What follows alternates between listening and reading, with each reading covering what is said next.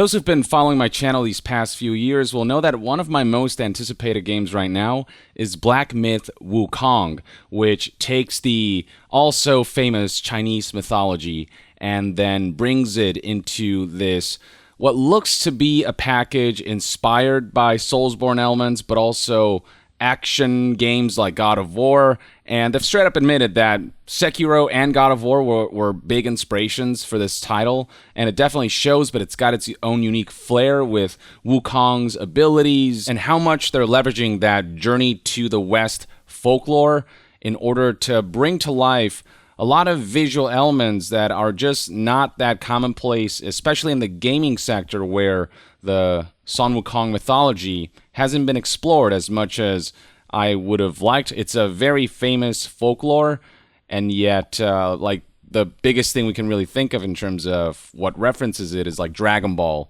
essentially. So it's cool to see a video game that's really tackling that mythology with a level of sort of authenticity that seems to show a lot of passion for that mythology, while also, you know, they do also seem to be doing their own thing with the story as well, which is interesting. It's just looking like one of the most unique and interesting and visually stunning action titles I've seen. Obviously, the final results we'll only be able to tell when the game launches, but for now, I've got to say, they've put a lot of weight into sort of the gameplay marketing that they've been putting out there, and everything they've shown so far has been fascinating. And there's a brand new gameplay trailer. It's 8 minutes long. It's from NVIDIA. They're highlighting 4K RTX in this world premiere gameplay, and I'd like to go ahead and react to it alongside you guys and see how far the game has come along since last time we saw it. So, with all of that out of the way, let's just dive right into it. Here we go.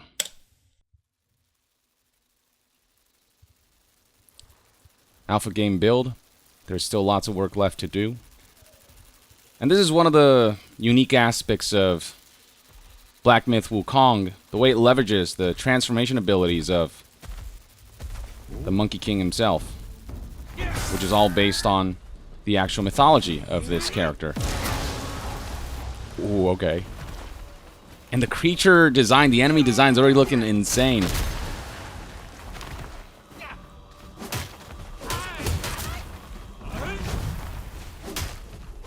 So combat, it has its own unique flair, but there's definitely Souls-like elements to it, with dodge rolling and iframes definitely being an aspect of the combat that you'll really want to leverage to both move around and also to do those last-minute dodges. Oh man, there's one of his abilities, being able to create duplicates of himself, essentially. Clones. He's just gonna bail, I guess.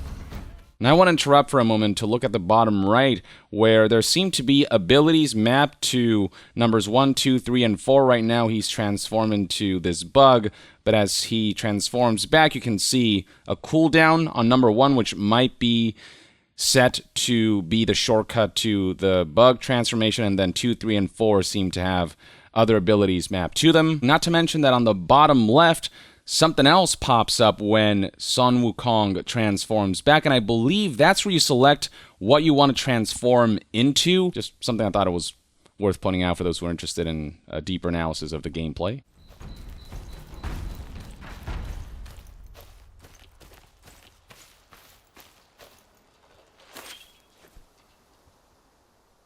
Huh, okay.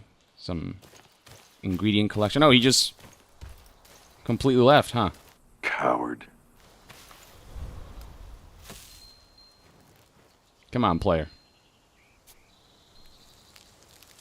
Whoa. Is this the bonfire equivalent of this game, I wonder? It would seem so. Okay, there's a menu here. I don't know what any of this says, but... was that just, like, rest? I believe so. His HP is, like, filled up. Okay.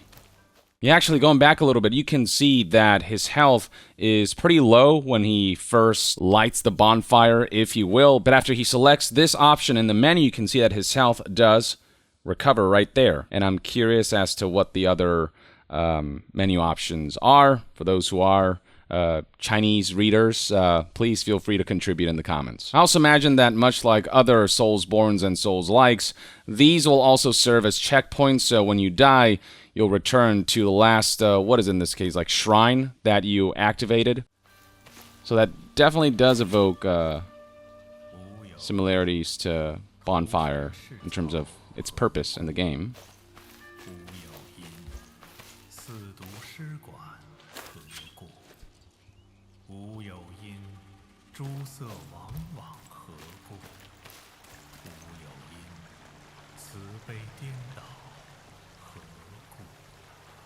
Where is that voice coming from?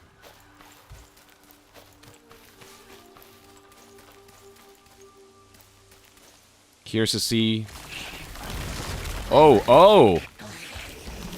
You got a mimic, if you will.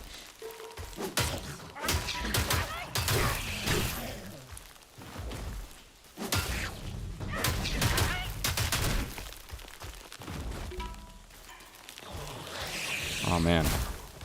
Unreal Engine 5 really is putting in work. That's definitely the Estus equivalent right there. Oh. Ooh, nice dodge. Whoa, the little after image there. Oh, that's cool. Oh yeah, I've seen this move before. It's pretty epic.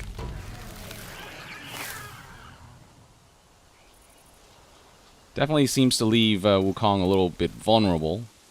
Maybe, unless the height allows him to... Oh, we got the menu here. Oh, we got some lore stuff, like a glossary of sorts. Or, wait, what? Did he mark something just now?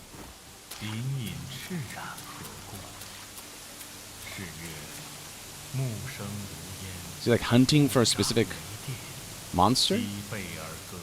Actually, I'm noticing now that the menu is basically saying you have defeated that monster. The monster shown in that artwork is this guy right here. And also worth noting is that once he's defeated, you can see here that I guess his transformation maybe gets added to the menu here. You can see as soon as he's defeated, boom, that icon lights up, and the symbol there looks a lot like this monster as well. So maybe that's further indication that that little area of the HUD does have to do with transformations that you can cycle through.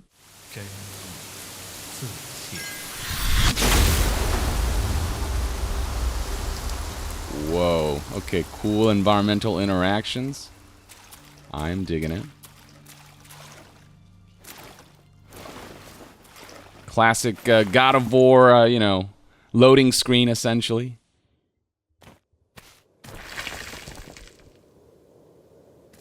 That's what's essentially happening when you stumble upon a section where you have to, like, slowly navigate through a narrow hallway. Just a seamless loading screen. Oh, snap. Once again, the creature and enemy design in this game. Okay, that's badass. Wow, look at the detail.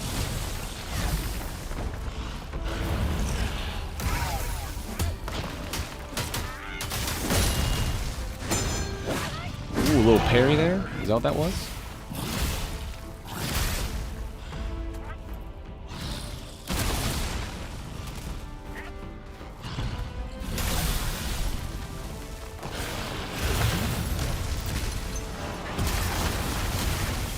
Yeah, this definitely has, like, Souls boss vibes, but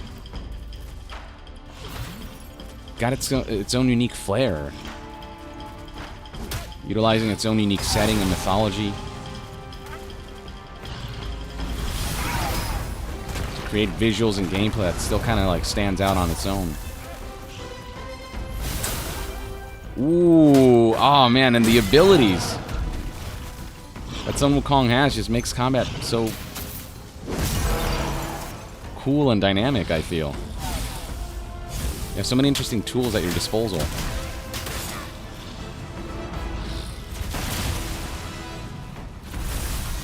Oh, man, I love this boss's moves. Oh, one of his transformations? What is this? Somebody more familiar with the Sun Wukong lore, I'm sure will let us know.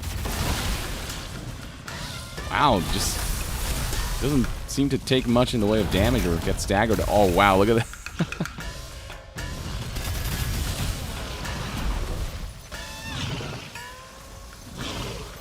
Look at it. Look at its moves. Just a big chunk of a rock for a head. The transformations movesets do seem more simplistic, but you know, I guess when you know the right way to leverage each of the transformations, you can, you know, you can pave the road to effective results like right there. There are aspects to this boss battle beyond just like... Oh, man, I would have loved to see that move land. I've been there.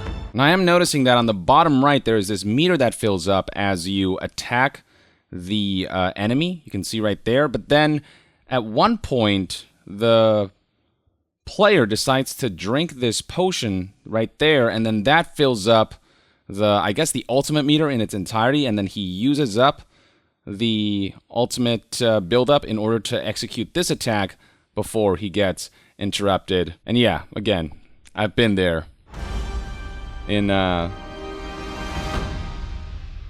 Souls games when you're just about to land a really good hit, and then... Or Monster Hunter is a good example of, like, when I use the Charge Blade. You're about to land the big hit, and then the monster just happens to hit you just a little bit before. Little cutscene. Man, this game, like, visually, I do feel like it's improved. Like, it just visually feels more refined. Oh, man, the particle effects? Come on.